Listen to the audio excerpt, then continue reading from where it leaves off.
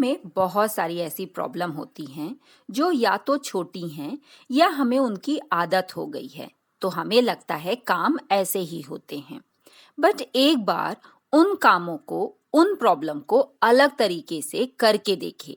आपका बहुत सारा टाइम और एनर्जी बचेगी, जिसको आप कहीं और दूसरी जगह अच्छे से इन्वेस्ट कर सकते हैं। नमस्ते एंड वेलकम फ्रेंड्स। ऐसी घर में बहुत सारी छोटी छोटी प्रॉब्लम्स होती हैं, जैसे बच्चों का होमवर्क नहीं हो पाया, एक्टिविटी आधी रह गई, सब्जियां क्लीन नहीं हुई, फ्रिज गंदा पड़ा है, खाना ठीक से नहीं बन पाया, स्पाइसेस बॉक्स खाली हैं, ना जाने कितने। इन प्रॉब्लम्स का सिंपल इजी सॉल्यूशन मैं आपके साथ यहाँ शेयर कर रही हूँ। तो चलिए शुरू करते हैं आज के इस वीडियो को। जैक फ्रूट या कटहल, इसकी सब्जी बहुत ही टेस्टी बनती है, इतनी कि जो नॉन वेजिटेरियन होते हैं इसको वेजिटेरियन चिकन के नाम से बुलाते हैं। लेकिन कटहल का जो मिल्क होता है वो बहुत ही चिपचिपा होता है, हाथ में, नाइफ में चिपक जाता है। इसके लिए आप हाथ में कोई भी कुकिंग ऑयल लगा लीजिए, इवन नाइफ में, जिससे आप इसको कट कर रहे हैं। इवन जब आप बॉईल करेंगे इसको, तो ये जिस बर्तन में आप बॉईल करें उसके चारों तरफ भी इसका मिल्क चिपचिपा होने लग जाता है। कटहल का जो सेंट्रल पार्ट है, जिसको नस बोलते हैं, वो निकाल दीजिए कट करके, क्योंकि वहीं सबसे ज़्यादा मिल्क होता है। वो स्पंजी होता है और खाने में भी टेस्टी नहीं होता है। अगर आप सेंट्रल पार्ट निकाल देंगे तो ये बॉइलिंग पॉट में कम स्पेस लेगा और कम पानी में ही आप उसको बॉईल कर सकते हैं। पानी कम रहेगा तो वो जल्दी बॉईल होगा, गैस की सेविंग होगी। और दूसरा, जब भी आप कटहल को बॉईल करें उसमें नमक और हल्दी ज़रूर डाल दीजिए, जिससे उसका टेस्ट बढ़ जाएगा। बॉईल होने के बाद जिस बर्तन में आपने कटहल को बॉईल किया है उसमें उसका मिल्क ज़रूर चिपक जाता है, तो अगेन आप थोड़ा सा ऑयल लेके उसके चारों तरफ रब कर दीजिए, बर्तन आसानी से साफ हो जाएगा। इसी तरह से जो चीकू, जिसको सपोटा बोलते हैं, उसका भी मिल्क बहुत ही चिपचिपा होता है। आप जिस नाइफ से कट करेंगे या जिस बर्तन में आप चीकू खाएंगे, सेम प्रॉब्लम आती है, तो आप उसके लिए भी ये ऑयल वाली ट्रिक यूज़ कर सकते हैं। आसानी से उसका मिल्क निकल जाता है। जब हम खाना बनाते हैं, हॉट पॉट उतारने के बाद इमीडिएट हमें उसे हॉट पॉट स्टैंड में रखना पड़ता है। उसके लिए ये स्टैंड एक्सेसिबल होने चाहिए। उसके लिए आप इनको एकदम टॉप एरिया पे रखिए ताकि आसानी से मिल जाए। जब आप हॉट पॉट उठा रहे हैं तो उसके पहले स्टैंड जगह पे रख दीजिए, फिर उसको उतारिए। ये एक छोटी सी हैबिट आपको बहुत हेल्प करेगी किचन की छोटी मोटी जो भी बर्निंग हो जाती है उससे बचने के लिए। एवरी होम में कोई ना कोई टेराकोटा के डेकोरेटिव आइटम्स जैसे कि पॉट या शोपीस जरूर होता है। ओवर द टाइम ये थोड़े ऐसे डर्ट पकड़ लेते हैं। अब इनको आप डायरेक्टली वाटर से वॉश नहीं कर सकते क्योंकि ये मिट्टी के हैं, तो इनको आप सिंपल कपड़े से पोंछ के उसके ऊपर एक आप वापस पेंटिंग कर दीजिए। मैं बेटे को इस काम के लिए लगाती हूँ, वो अच्छे से पेंटिंग करता है। दूसरा, जब भी मुझे उसे इलेक्ट्रॉनिक गैजेट से दूर रखना होता है, मैं उसे कोई ना कोई इंटरेस्टिंग काम ज़रूर दे देती हूँ। आप ही देखिए कितना ये मूर्ति सुंदर हो गई है।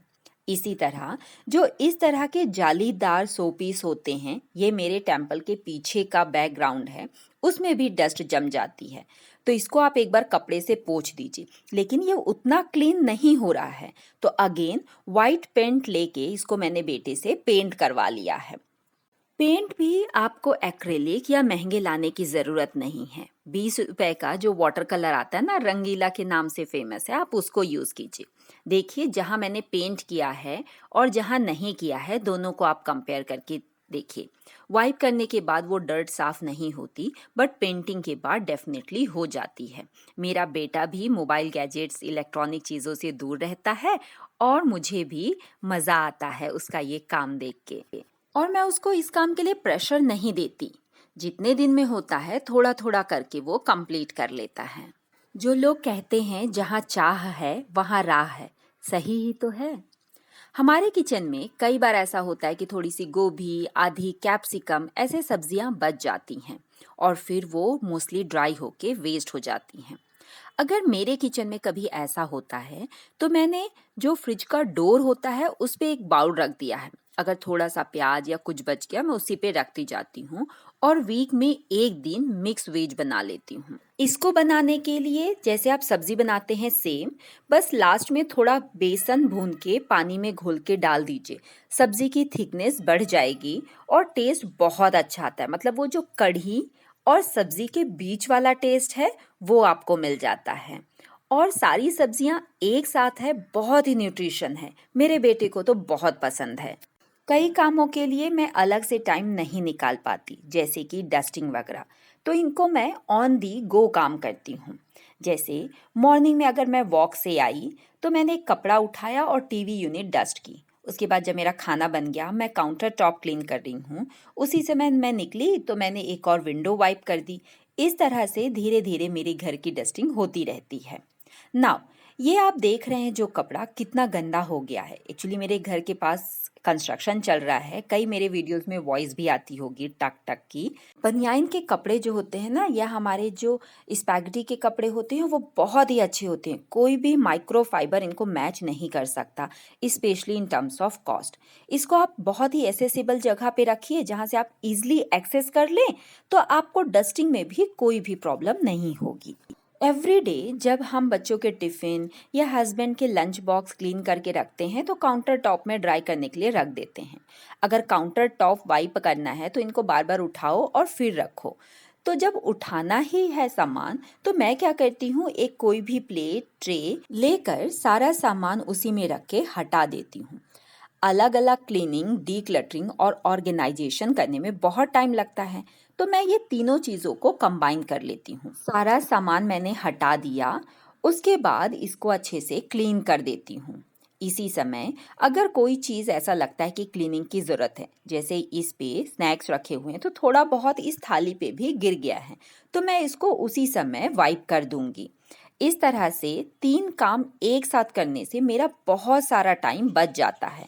काउंटर टॉप को मैं डेली एक बार पानी से ज़रूर धोती हूँ और वीक में एक बार दीवार वगैरह भी अच्छे से स्क्रब कर देती हूँ। देखिए यहाँ पे पानी भरा हुआ है, बट मेरे काउंटर टॉप की जो डिज़ाइन है वो कुछ इस तरह से है। मतलब 1 इंच आधा इंच का डेप्थ है, तो पानी काउंटर टॉप से नीचे कभी नहीं गिरेगा। ये इस काउंटर टॉप का एक बेनिफिट है। तो अच्छे से धोने के बाद मैं जब सामान रखूंगी तो डीक्लटरिंग भी उसी समय पे हो जाएगी।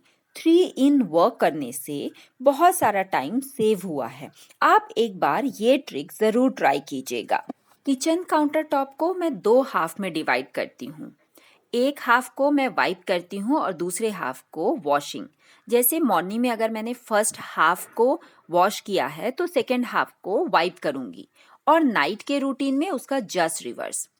क्योंकि अगर मुझे पूरा एक साथ टाइम नहीं मिल पाता तो हाफ और हाफ के लिए ज़रूर मिल जाएगा। इसके लिए मैं सब जगह ऐसे पानी डाल के 2 मिनट के लिए छोड़ देती हूँ। उसके बाद विंडो, वॉल और गैस स्टब बस स्क्रब करके वाइप कर दिया अकॉर्डिंग टू टर्न, या वॉश कर दिया। वाइपिंग और वॉशिंग में बहुत फ़र्क होता है। आप कहीं पोछा लगा के देखिए और पानी डाल के धो के देखिए, फ़र्क आपको खुद ब खुद समझ में आ जाएगा। स्पाइस बॉक्स अगर खाली है तो मैं कभी भी उसको अलग से फिल करने नहीं आती। जब मैं कुकिंग कर रही होती हूँ, मैंने देखा कि मसाले के डब्बे में कुछ चीज़ नहीं है, जैसे हल्दी या जीरा, तो मैं खाना बनाते बनाते ही उनकी फिलिंग कर लेती हूँ। मैंने ओवर टाइम अपनी मल्टीटास्किंग स्किल को बहुत इम्प्रूव किया है। वहाँ सामने टेबल पे आप देखिए मेरा बेटा पढ़ रहा है। मैं यहाँ उसकी नोटबुक लेके रखती हूँ और मैं उसको क्वेश्चन बोलती हूँ और वो आंसर लिखता है। फिर वो नया चैप्टर लर्न करता है और ये प्रोसेस चलती रहती है। पैरेलली जब वो चैप्टर लर्न कर रहा होता है, मैं यहाँ पे सब्जियाँ भी धो लेती हूँ और कुकिंग का भी काम कर लेती हूँ या कुछ और। इस तरह से मैं कम टाइम में, मतलब 2 आवर्स में बहुत सारे काम निपटा लेती हूँ। एक लॉट सब्जी का मैं 15 मिनट के लिए नमक और हल्दी के पानी में रखती हूँ। वो निकाल के जब बाहर रखती हूँ तो उसी पानी में मैं दूसरी सब्जियाँ डाल देती हूँ।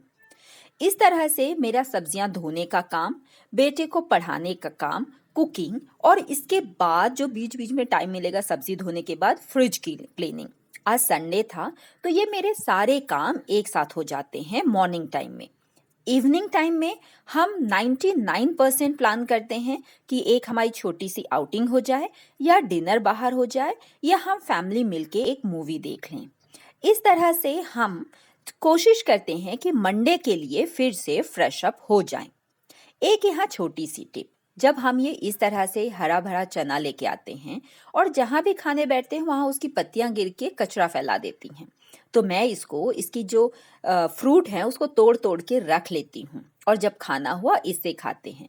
ये उतना मजेदार तो नहीं होता जो आप वो स्टिक पकड़ के रखते हैं, बट बेटर है। होप आपको आज का ये वीडियो जरूर पसंद आया होगा। ऐसे और बहुत सारे प्रॉब्लम्स हैं जो हर घर में डिफरेंट हैं। मे भी जो प्रॉब्लम आपके घर में है मेरे घर में ना हो या वाइस वर्सा। बस उन प्रॉब्लम के बारे में आप एक बार रीथिंक कीजिए कि उस प्रॉब्लम को हम बेटर तरीके से कम समय में कैसे कर सकते हैं ताकि वही समय हम कहीं और इन्वेस्ट कर सके। मिलते हैं अगले वीडियो में बहुत ही जल्द। तब तक के लिए टेक केयर, बाय बाय।